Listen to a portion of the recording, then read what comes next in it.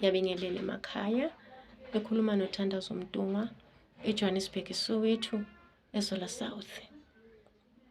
Zoletha namhlanje umkhuleko oqondene nezimpi, ukuthi mawuqondene nezimpi ulwa kanjani. Mhlawumbe ulwa ngezandla, uphume wena ulanda abantu, uthi wena awubhenywa. Mhlawumbe wena uyazivalela igumbini lakho ukhale. Mhlawumbe futhi uyasho ukuthi ngikhathele, kudala ngithandaza abantu badlalela ikhanda lami. Kodwa ke manje ngizoletha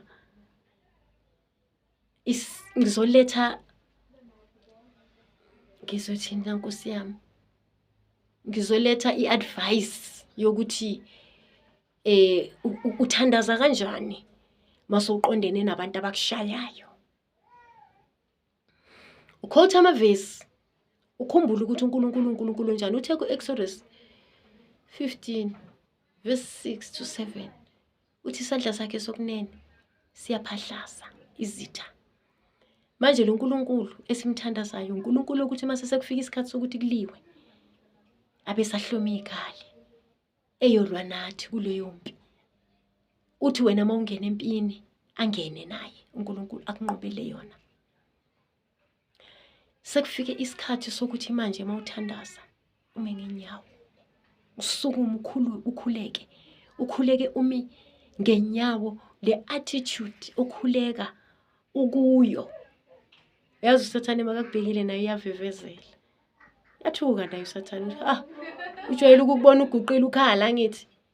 Akubona ukhala uthwala izandla ekhanda uthi baba ungishiyelani mina. Kodwa namhlanje kufanele ukuthi athi meke kubheka abone ukuthi hayibo uthi kusese huye loya. Hayi kodwa ngibona ukuthi mina kusese huye loya. Ngendlela uzola naye uzohlehla naye uzongenwa amanzi emadolweni. Meke kubona ngalendlela osuke uyiyo. Uma ngenyawo umzalwane, khona impi engasadingi ukuthi uguqe ngedolo. Khona impi osoyibonayo ukuthi yabona le is life threatening. Manje sekufanele ngime ngenyawo. Manje sekufanele ngilandele ikhali. Le ikhali engazaphakanyiselwa mina. Kwathiwa mangihloma ikhali zikamoya. Sekufuneka lezo ikhali ke manje kubonakale ukuthi manje usempini. uNkulunkulu uyadinga ukuthi simmeme empini, uyadinga ukuthi simthume kuhambe yena phambili ayozilwa lezimpi. Nazalwane, ngoba wena ngeke uyilwe ungammemanga. Kudinga ukuthi mawungena kulempi ube kuukuthi usumbizile uNkulunkulu uneyingilosi zakhe ezihlukene ngama department. Kodwa namhlanje asifuni ingilosi yeindaba, asifuni ingilosi ezosilethela indaba, asifuni ingilosi ehlabelelayo, asifuni ingilosi edumisayo. Namhlanje sifuna ingilosi elwayo. Namhlanje sifuna ingilosi ephuma ezulwini nemikhonto nezikhali yehle. Lithi iBhayibheli uSathane ngalesikhathi sezulwini kwaliwa impi, yahluleka uSathane walahlela emhlabeni. Namhlanje sibiza uMikhayeli. Isikhathi sokuthi namhlanje sibize uMikhayeli ehle ngeziyedwa kepha else nebandla lakhe, ngoba manje sibhekene nempi enkulu bazalwane. Lengilosi yake yabonakala uJesu Kristu ibathola ethempelini likaNkulunkulu bethengisa. Yathatha insilane yabaxaxa, yathi nenzindlu kaBaba yokuthengisela, waphendula amatafula uJesu Kristu. Manje nawe njengomzalwane ufanele nawe ukuthi makufika izimo unalo ilungelo lokuthi uthukuthele, kepha uyilwe lempi futhi uzitshele ukuthi lempi leni uzoyinqoba, ngoba kufanelekile ukuthi uyinqobe, ngoba uNkulunkulu okuhambisayo uNkulunkulu onqobayo. Akuyena uNkulunkulu ohambe bese yahluleka bese ya give up. Akushiye lo moya wo give up, akufinqa imkhono nawe. Ake ulwe ngalomkhuleko, ake uyekele ukuguqa ngamadolo, ake ume ngenyawo, ake uthathe leliya thusi wena wake waliphakamisa ngelinye ilanga. Akuthathe leliya thusi othi mawukhuleka uthi uguqile bese uyalithatha lithatha, ake manje ubambele liyathusi ngezandla ume ngeenyawo, ngoba noMoses uNkulunkulu wathi meke hamba naye nabantwana baka-Israyeli bayoma phambi kolwandle olubovu, wathi uNkulunkulu uphethe nesandleni, wathi ngiphethe induku le nawo nayo esigodlweni sakho, wathi iphakamisa le nduku phezu kwalo lwandle, wayiphakamisa kwakaningi, wayiphakamisa engakafiki ngisho naselwandle, yaphenduka yaba inyoka, wathi ibambe emsileni, wayibambe emsileni, yaphenduka yaba induku. Manje liyasitshela izwi namhlanje ukuthi lesikhalo siphethe isikhali senza imlingo, isikhali samandla, ngoba isikhali esembathiswa amandla ezulu. Sesifikile manje isikhathi sokuthi usithathe lesikhali ukhule kumine, ngithi kuleso sigodlo ukhulekela kuso, ngithi kulelo kamera omikulo, bamba lesi sikhali sakho ngesandla bese uyakhuluma amazwi aqinile ngezindebe zomlomo wakho, ukhulume nesimo, ukhuleke phezu kwezitha zakho ukuthi manje Jehova ngiyayidinga le ngilosi eyaqotha imbokodo nesisekelo ezulwini ifinyelele la ngikhona mina, ake izohlakaza lezitha eyihlangene ngegama lami, ake izophendula amatafula lahleli khona ngegama lami, ake le ngilosi bese kubonakala amandla nentukuthelo yayo. Le ngilosi uMikhayeli, sidinga uMichael ngalesikhathi, uyamdinga ngalesi sikhathi samanje ukuze laba bantu bakwazi ukuhlonipha, ngoba ngeke baze bakuyeke bangakabezwa ubuhlungu. Liyadinga ukuthi izulu lehle bese liqotha imbokodo nesisekelo phezu kwalo, liyadinga ukuthi izulu bese linisa leya mvula eyake wayinisa uNkulunkulu, kwani imvula yamatshe asikho ekushumayeleni nasey'kriptsheni, kodwa uJehova uyayinisa imvula yamatshe phezu kwezitha, abese makaqeda ndlala itafula ebusweni bezitha zakho bese seziyadideka, ngoba uJehova uyehla.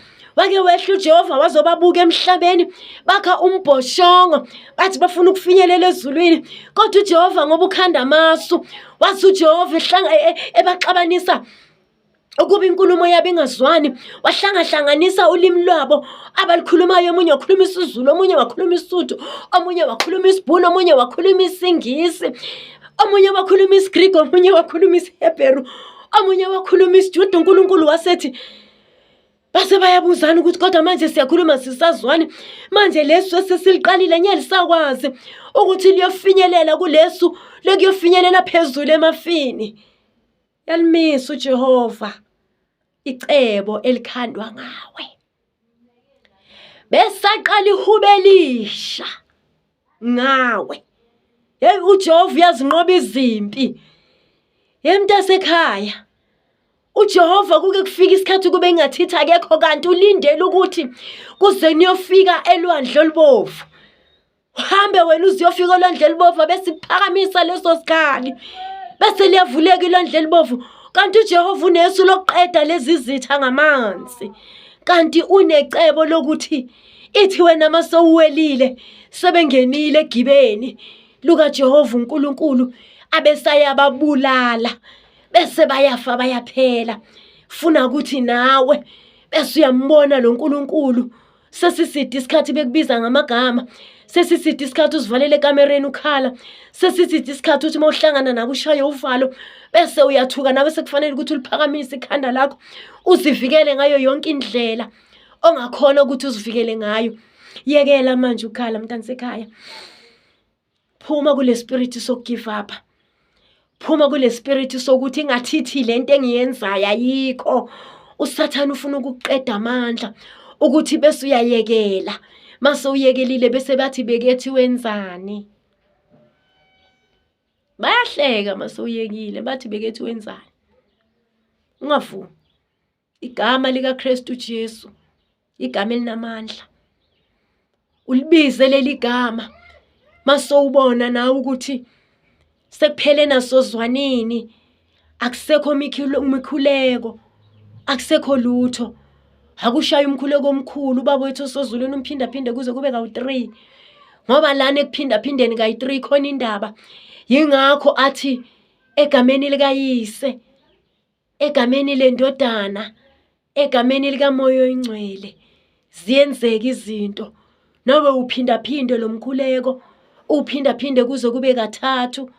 Yazi ukuthi umkhuleko ukhona lapha engithanda ukuthi bese ufinyelela kuwo.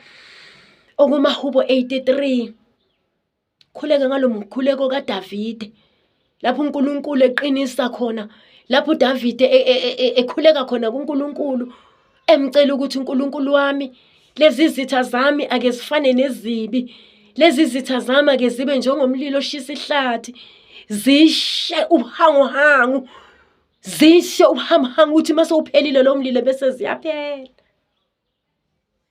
bese ziyaphela.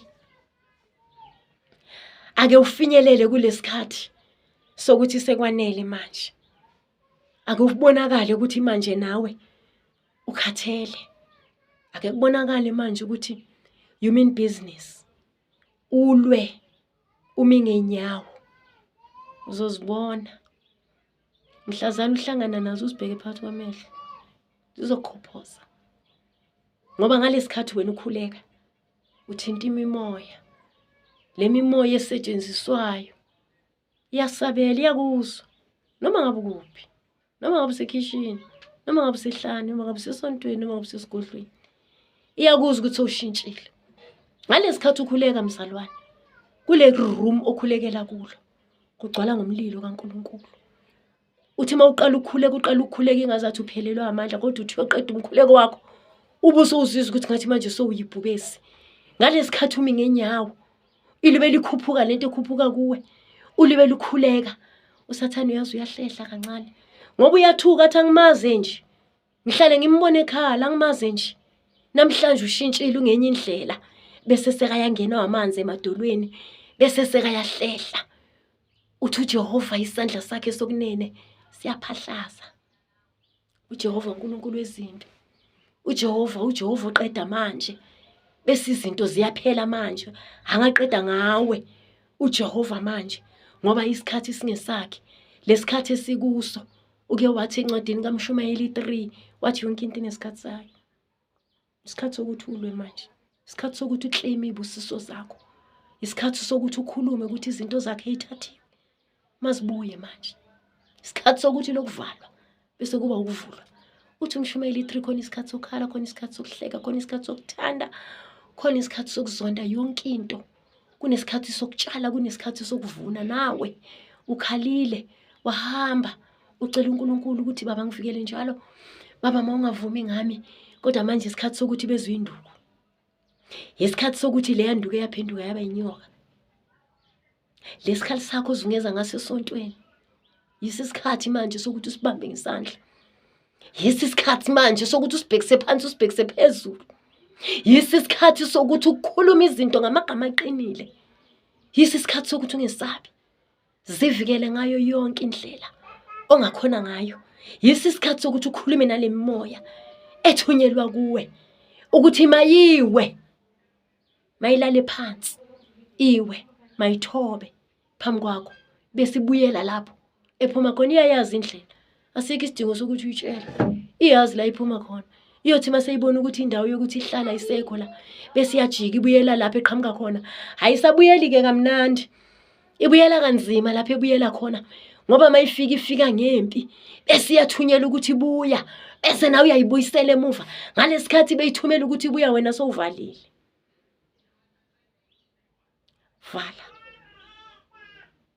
Vala ukuthi mase iphumile, seyiphumile le mimoya, ingabisabuya, ngoba la kuwa asise playground, asilapho ekudlalela khona. Ubayekile badlala ngesikhathi sabo, isikhathi kwaba yisabo, ulebele ukhuleka ngenyembezi. Asisekho ke manje lesi sikhathi. Masiqala lo nyaka, qala nawe biza into zakhe ezithathiwe, uthi uJehova okushiwe isibotho, kudliwe isikhonyane, okudliwe isikhonyane, uthi uJehova uyakubuyisa ngonyaka wejubile. Claima lo nyaka wejubile ngalesi sikhathi samanje, kuthi izinto zakho zibuye kuwe. Ababulawe amanzi, ababulawe izinto zabo, azibuyele lapho ephuma khona. Isikhathi sokuthi ukhululeke manje. Awuyicelanga le mimoya ukuthi ize kuwe, kepha wena unamandla ukuthi mawuyitshela ukuthi mayiphume, ibuyele la iphuma khona. Uyazinqoba izimpi.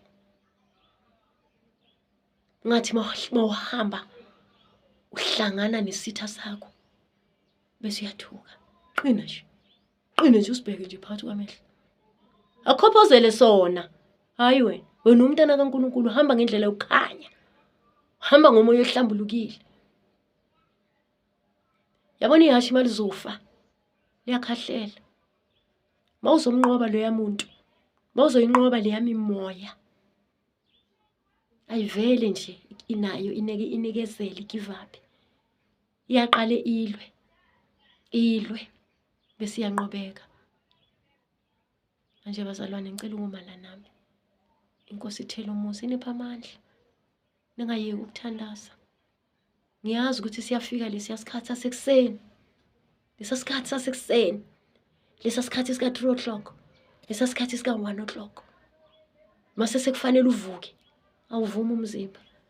Uthi uyavuka. Ithi into lala. Uthi uyavuka. Ithi into lala. Seyifikile. Khahlela ingubo. Ziphonse phansi mawusembedeni ziphonse phansi. Once waphuma engubeni. Ayabuya amandla okukhuleka. Ngoba yilona hora. Yisona sikhathi. Lapho uzofumana khona into zakho. Yisona sikhathi ozokwazi ukuthi unqobe. Lesa sikhathi sasekuseni. Uvuka. Umthandaza kalali. Umthandaza kalali.